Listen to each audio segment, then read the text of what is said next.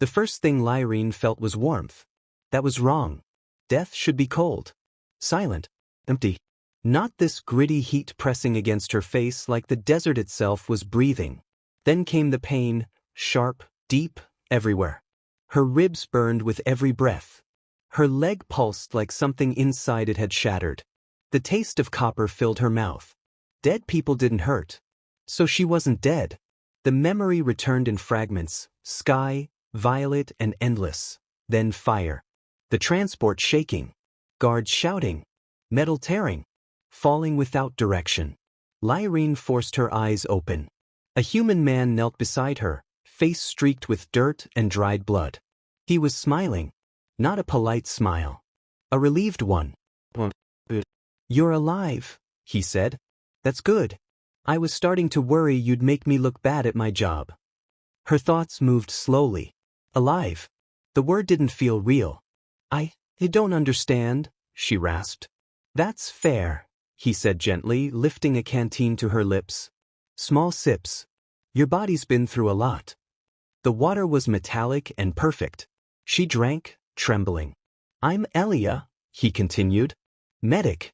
My convoy got hit same as yours. You've been unconscious about 2 days." 2 days. Lyrene felt the truth before he said it. "My guard," she whispered. Elia's smile faded just enough. "I'm sorry. You were the only one I could reach." The words settled like stone.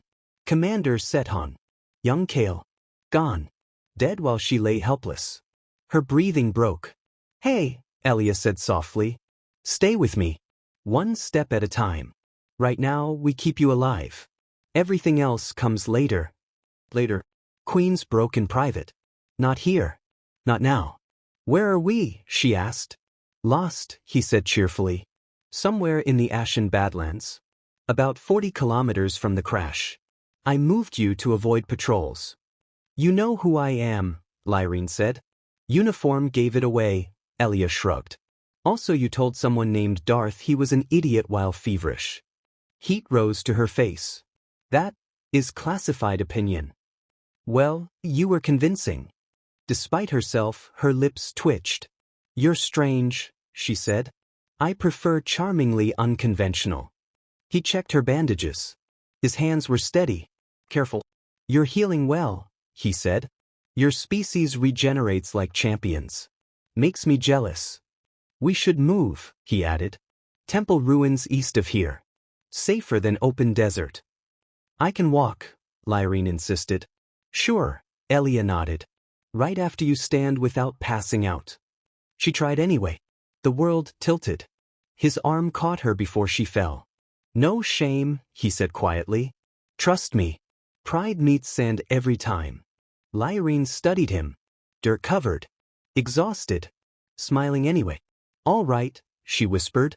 They walked slowly. Every step burned. The desert stretched endless and brutal, rust-colored sand and jagged stone.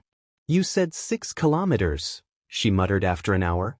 "I said about 6, Elia corrected. That word carries emotional flexibility. That's not science. It's survival math." She would have laughed if breathing didn't hurt. They rested beneath broken rocks as the sky turned amber. "Tell me about queens," Elia said casually. "Do you sit on thrones all day?" "There is paperwork," Lyrene replied dryly. "Endless paperwork." "That sounds terrifying." "It's necessary." "So is cleaning medical storage," he said. "Did that 6 weeks once. Nearly retired." She laughed, a small sound but real. Later, inside the temple ruins, ancient stone wrapped them in shadow and quiet. Elia set perimeter sensors while Lyrene sat against cold stone. "You could have left me," she said after a long silence. "Why didn't you?" He shrugged. "You were alive. I'm a medic. That's the whole job." "That's terrible survival logic." "Oh, absolutely. My commanders hate it." He handed her a ration bar. "Dinner," he said proudly. It tasted awful. She ate it anyway. Stars appeared through the broken ceiling. "Can I ask something?" Elia said softly. "Yes." "When you woke, you seemed surprised to be alive." "Not relieved. Surprised." Lyrene stared at the sky. I accepted dying, she admitted. Then I woke up and you were smiling, like breathing mattered. It does, Elia said simply. Highly underrated. She studied him in the dim light. Are you always like this? She asked.